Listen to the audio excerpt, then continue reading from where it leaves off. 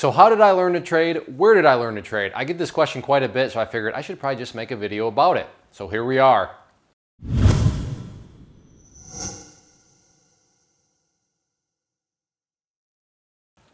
So what I want to do is just try to make a learning example out of this so you can see kind of what I went through and some very big pitfalls that do exist out there and how I overcame them, and how, if you want to go the route I did, things that you need to factor into your decision-making process so you know what you're getting yourself into. So how did I learn to trade? Where did I learn to trade? Well, I taught myself how to trade, and I learned from the vast, internet of all the information out there. Now, don't go and stop the video and say, "Hey, all right, that's how Clay did it, so teach myself." I totally regret it. And if I could do it all over again, I would do it a very, very different way. And I promise that those are not just words, and I'm going to prove that to you later in the video. But how did I learn? What did I do? Like I said, I taught myself. And these are the considerations that, looking back, what allowed me to ever do it in the first place. Because it's still crazy, but what I want to do and just kind of illustrate this is, you have a tank right here. And this is kind of how I visualized it. But this tank is the money that you have to trade with. I mean, in order to make money in the market, right, you got to put money into the market. And that's what this tank is representing. Now, what's going to happen, for sure, there's not even any question about it, because it even happens to professional traders. Everybody loses. That's just a fact of the matter. So when you start trading, you're going to lose money. There's no doubt about it. So your tank is going to go down. The resources that you have to trade, you're going to lose it. Now, the key here, and then what I had going for me, was my fuel pump over here. So here we have the fuel pump. And these are the things that you're going to need to consider going forward. The biggest one is this right here, the quality. What do I mean by quality? Well, that's going to be some sort of ability to replenish the tank, because as money goes down, you're going to need to keep pumping money in, pumping money in, pumping money in. This is why I'll never tell somebody, it's impossible to teach yourself. It's impossible to learn on your own. Now, the odds, very, very, very small, and that's proven by the statistics that are out there. But you can't tell somebody it's impossible. And the reason is, if you have a quality fuel pump, meaning a quality job, where you can just pour in more money, pour in more money, pour in more money, then that's going to help you out, because as long as you keep the tank full, you can keep going, you can keep guessing, you can keep learning from mistakes, you can keep going and going and going. But the big problem is, a lot of people don't have the ability to do this. Now, my story, I started back in college, and I happened to have a book selling business that I kind of thought about and started, and I'm not tooting my own horn, but it was quite profitable. It was a good business. And that is what allowed me to keep filling the tank, keep filling the tank. Now, I had no social life at all. So if this is one of those things where, yeah, I don't want to still go to parties and do this and that and the other, it's not going to happen. You have to go all in. And I was all in. Again, not to pat myself on the back, but just explaining my journey. I was all in, not only because I was running this business that allowed me to, do the fuel tank, but the business also cost me basically all of my time. No social life. And I went to Ohio State. And Ohio State's a pretty big university. And all universities, my college experience was, and the camera guy makes fun of me, like sitting at my computer doing book stuff, and then obviously, the trading stuff too. The second part here is going to be relationship status.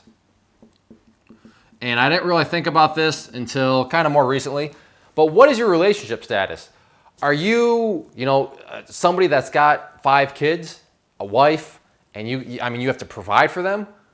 Are you, there's many different avenues out there, but for me, I was still a single guy in college. So I didn't have a wife I needed to worry about. I didn't have kids that I needed to worry about, putting food on the table for them. I was just a single guy. Actually, I take that back. I was technically dating my wife, but I was single in the sense of, from a paperwork perspective. I was not married or anything.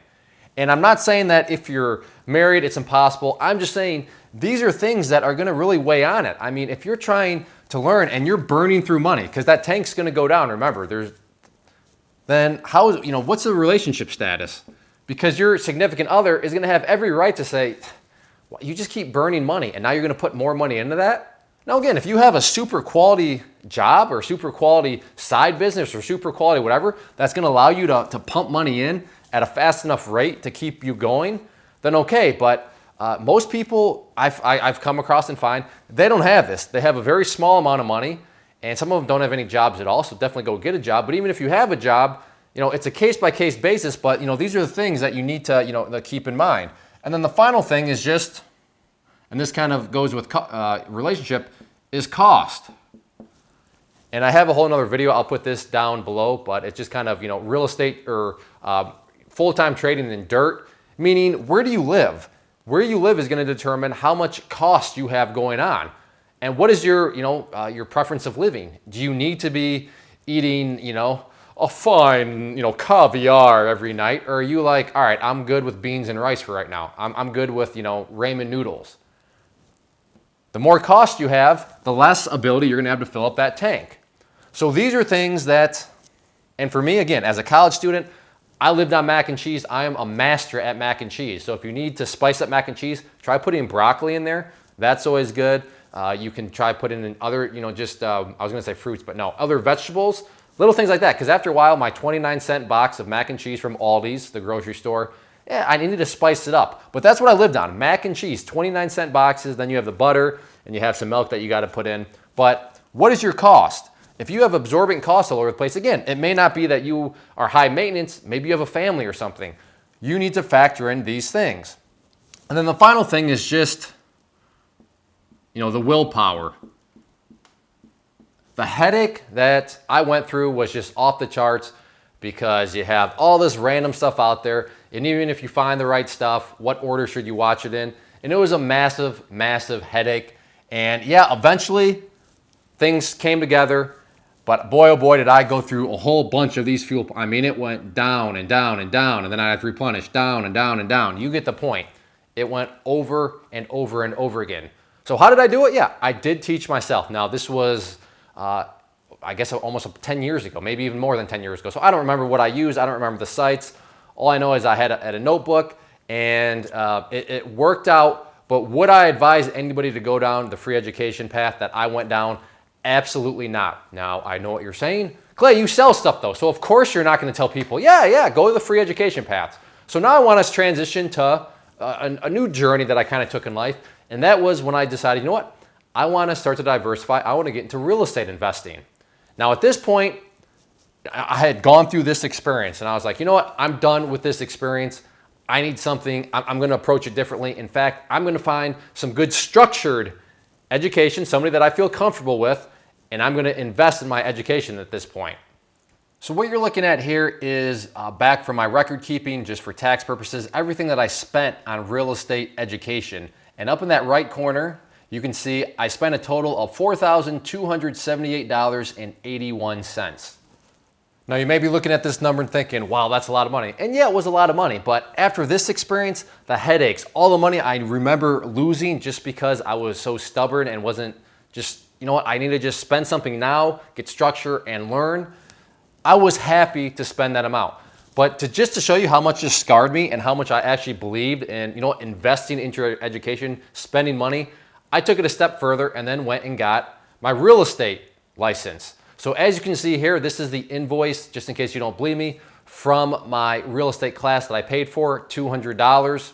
And just to add one more layer, there on the screen now you can see is my real estate license that I got from the state of Michigan. Now please don't misconstrue what I'm saying. I am not suggesting that if you want to get in the markets, you have to go and get your Series 7's license or some sort of official license. I'm not saying that. Yes, I probably went overboard a little bit on the real estate part, but I want it to be locked and loaded from a knowledge standpoint, not grab bits, random bits of information out there and just hope that they were in the proper order that I should be learning about. I wanted to, you know what, let's do it the right way this time. And not to pat myself on the back, but yeah, the first 14 deals I did, all made money. I still own a lot of those properties. I did lose money on number 15, but that's just gonna happen in real estate just like anything else.